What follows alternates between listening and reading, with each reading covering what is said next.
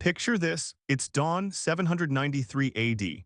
The monks of Lindisfarne are lighting candles, unaware that history is about to crash down on them like a tidal wave. Moments later, the ocean explodes with longships, sleek, fast, and silent until now. From their decks, figures leap ashore, axes raised, eyes set not just on treasure but on legacy. This was no random act of cruelty. It was a declaration. For centuries, the Vikings have been painted as wild barbarians. But the truth, they weren't just good at fighting, they were built for it. Forged by cold winters, raised in chaos, and driven by a belief that death in battle was the path to glory, they weren't merely warriors. They were the prototype of elite combat. So what made them so different? Why were Viking fighters decades, even centuries ahead of their enemies? And how did their warfare style shape the world we live in today? You're about to find out. Because this is the story of how pain became power, how fear became a weapon, and how a scattered group of northern tribes became the most feared fighting force in the medieval world. Let's begin.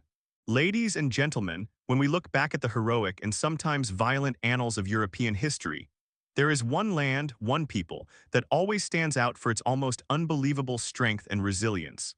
The Vikings and their Scandinavian homeland. But what created these extraordinary people? The answer, in my opinion, lies not in wealth or mighty empires from the outset. No, ladies and gentlemen, it lies in the very cruel harshness of the land that nurtured them. Long before the glorious Viking age we often hear about, life in what is now Norway, Sweden, and Denmark demanded more than just toughness. It demanded a fundamental transformation. Imagine winters lasting for months, darkness enveloping everything, and a cold that cut to the bone. Crops frequently failed, pushing people into constant scarcity. In such an environment, if you weren't strong enough to survive, you simply didn't. This was not a place where people could hide behind sturdy walls or wait for help from outside. Every single day was an unyielding battle. A battle against the icy nature, a battle against gnawing hunger, and perhaps the most arduous battle of all, against one's own limits. And it was this land, seemingly capable only of sowing disaster, that in a strange way nurtured warriors. Viking culture, ladies and gentlemen, did not glorify ease or a comfortable life. It honored relentless effort. A man was not respected for the amount of land he owned, but for the number of scars he bore, testaments to the challenges he had overcome. A child did not gain status from birthright, but from resilience and fortitude in the face of adversity. Even children's games were a form of preparation for the struggle of survival. Wrestling, throwing stones, or enduring the biting cold without a word of complaint. All of it, nothing less, was training. This environment did not just shape individuals, it molded an entire civilization.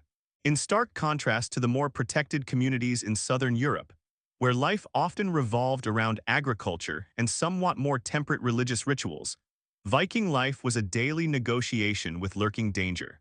And that taught them an invaluable lesson, a truth that perhaps we today have sometimes forgotten. If no one is coming to save you, you must learn to save yourself. By the time a Viking reached adulthood, he was not just capable of enduring pain, he almost expected it, viewing it as an inevitable part of life. His muscles weren't just strong, they were forged by harsh storms and marked by the scars of the past. And when that man took up a shield, in that seemingly simple grip lay the weight of centuries of struggle for survival. Because for the Vikings, hardship was not a weakness to be fled from. No, ladies and gentlemen, hardship for them was the very weapon that made them unstoppable. Following our discussion on how the unforgiving Scandinavian landscape shaped the Viking adult, let us now delve deeper into an even more formative period. Childhood. For in the Viking world, ladies and gentlemen, childhood was no gentle interlude, no mere waiting room for adulthood. It was, in essence, a boot camp from birth. Imagine this. The moment a child could walk, their true education began. This wasn't about simple household chores as we might picture. No, this was training. Young Viking boys, we understand, weren't cradled with soothing fairy tales. Their imaginations were fired by the sagas, epic accounts of gods and legendary warriors, of visceral battles and breathtaking bravery. Every saga recited, every story told around the flickering fire carried potent lessons. Be indomitably strong, be utterly fearless, and be perpetually ready to fight.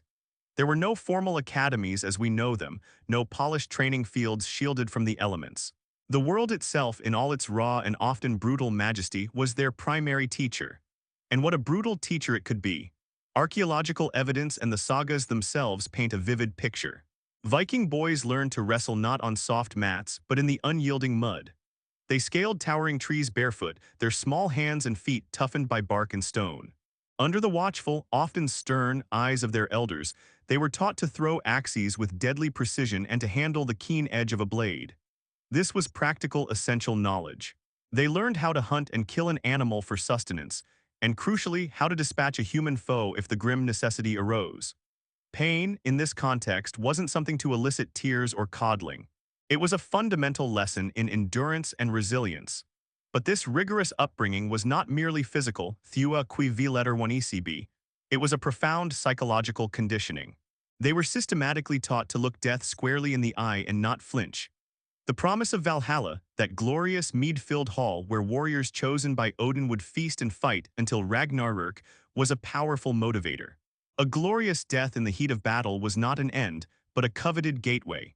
Conversely, to live a life devoid of honor of courage was considered a fate far worse than death itself.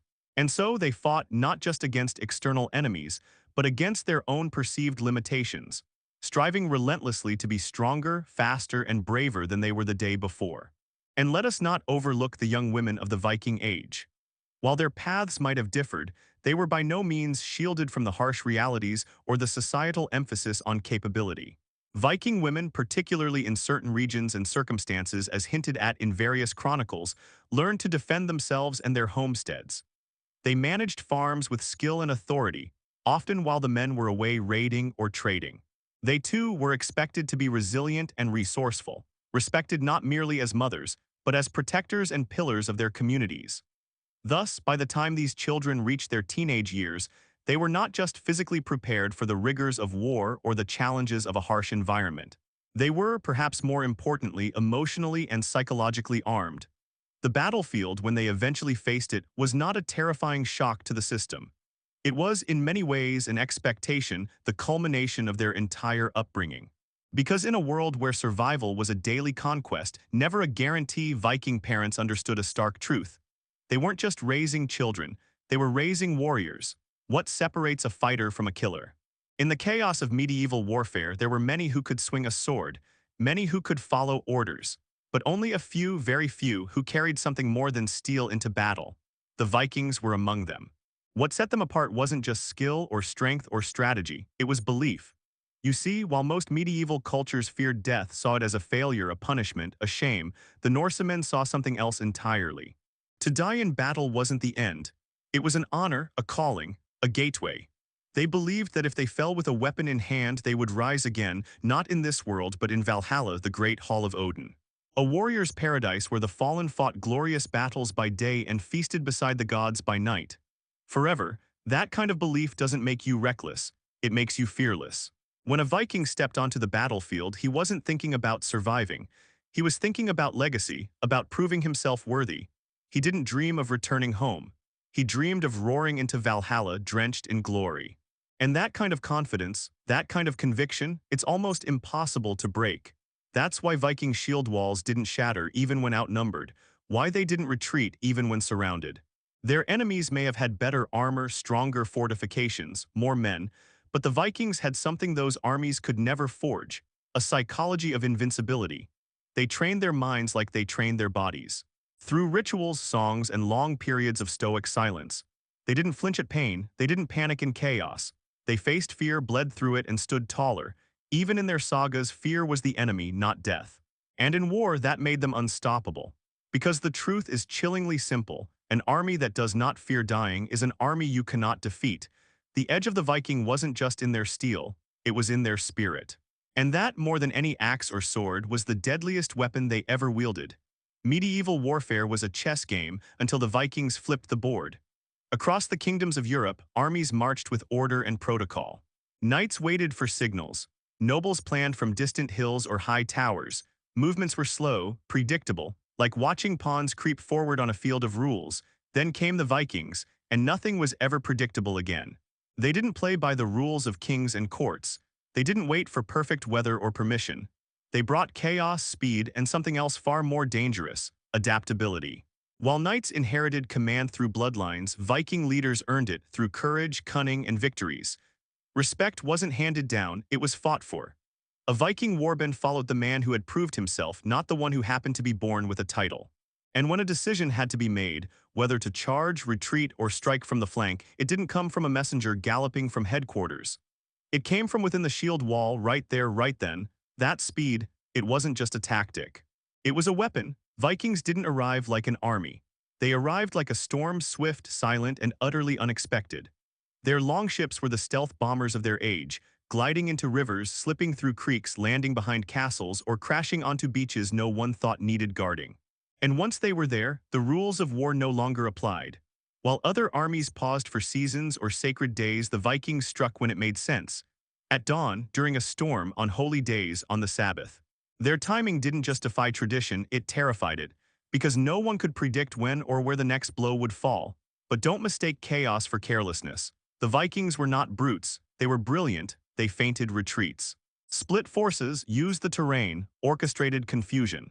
At Paris in 845, Ragnar Lothbrok didn't just charge the city, he played it like a symphony of fear. Attacks came from multiple directions, defenses were stretched thin, and the result wasn't a bloodbath. It was surrender, not by force but by fear and finesse. Here's the truth, Viking success wasn't magic, it was strategy, precision, simplicity. While other armies were still forming their lines, the Vikings were already gone with the treasure, the victory, and the story. And maybe that's the most important thing, they didn't just win battles. They rewrote the very rules of how battles were fought. You've heard the stories, warriors in wolf pelts, eyes wild, blood-slicked axes in hand, charging into battle like something not quite human, howling, foaming, unstoppable. But the real question is, who were the berserkers? To their enemies they were nightmares, monsters in human shape, a force of nature that couldn't be reasoned with, couldn't be stopped. But to Viking commanders, men who understood the art of war, berserkers weren't myths. They were tactical weapons. These were not just warriors, they were psychological warfare made flesh. Whether their battle rage came from trance, hallucinogenic herbs, sacred ritual, or the raw will of iron minds, it didn't matter. What mattered was the result. A state of fury so deep it blurred the line between man and beast. Pain meant nothing, fear meant less. They charged without armor, often without shields. Some bit into their shields before battle, working themselves into a storm of pure rage, but don't mistake this for chaos. It wasn't random. Berserkers weren't thrown into battle recklessly. They were placed deliberately at the front, at the tip of the spear. Not to win the fight alone, but to break the enemy before the real battle even began. Imagine this, you're a soldier. You hear the clash of shields. Then over the hill comes not a line of disciplined warriors, but a man, painted in blood, half-naked, roaring like an animal, eyes empty of mercy. He doesn't slow down, he doesn't flinch. He doesn't care if he dies as long as you do. That doesn't just shake you, it shatters you. Once the enemy lines faltered, the rest of the Viking force, organized, disciplined, brutal, would surge in behind. Berserkers weren't mistakes. They were designed disruptions, the chaos that paved the way for calculated killing. Of course, that kind of fury was dangerous even off the battlefield. Some Norse communities banned berserkers in peacetime. Their rage couldn't be turned off like a switch. And when Christianity swept across Scandinavia, it saw them for what they were: too pagan, too wild, too powerful to control. Eventually, they were outlawed, demonized. Buried in legend, but in the heart of the Viking Age, they weren't outcasts. They were shock troops, symbols of terror, proof that the Vikings didn't just fight harder, they fought smarter, they weaponized fear itself. Even madness became a method. Because nothing crushes courage faster than facing a warrior who doesn't care if he lives. As long as you don't. In the medieval world, some armies polished their swords to catch the sun, to flash, to impress, to shine in parades, but the Vikings, they sharpened theirs for something far more practical. To split bone, to the Norse warrior, a weapon wasn't a symbol, it wasn't a family heirloom. It was a tool, pure, brutal, and efficient, designed not for ceremony but for results. Take the axe, perhaps the most iconic Viking weapon. Yes, it started as a woodcutter's tool, but in Viking hands it became something else entirely, a battlefield equalizer.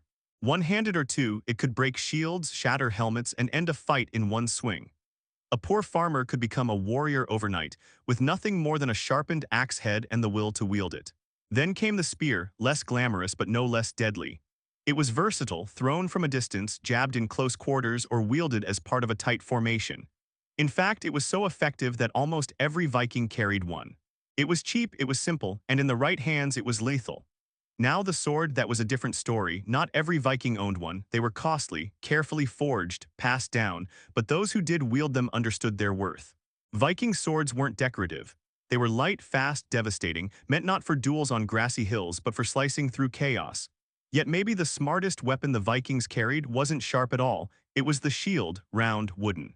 Iron-rimmed, but this wasn't just a piece of armor, it was a tactical platform, used to block, bash, shove, blind, and control.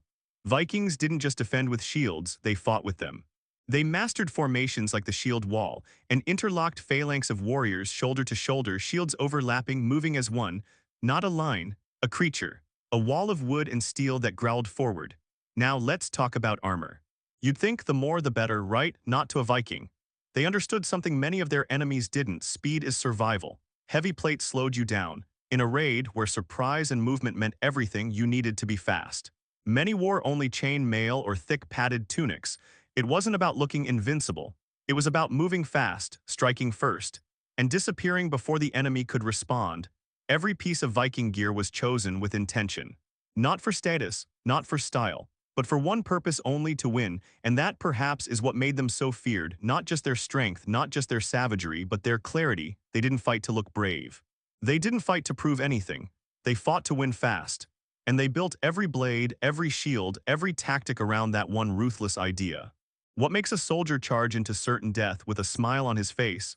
Madness? Maybe, but if you were a Viking, it wasn't insanity. It was something far more powerful. It was faith.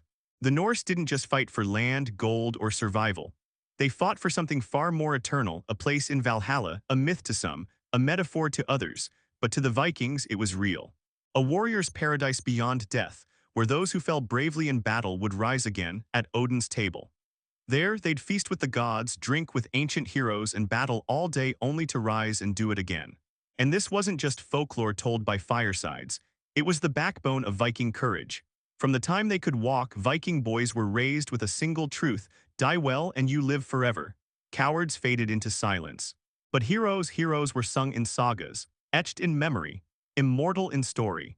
So when Viking warriors sailed across stormy seas, stormed the shores of foreign kingdoms, raised their shields and drew their axes, they weren't just after treasure.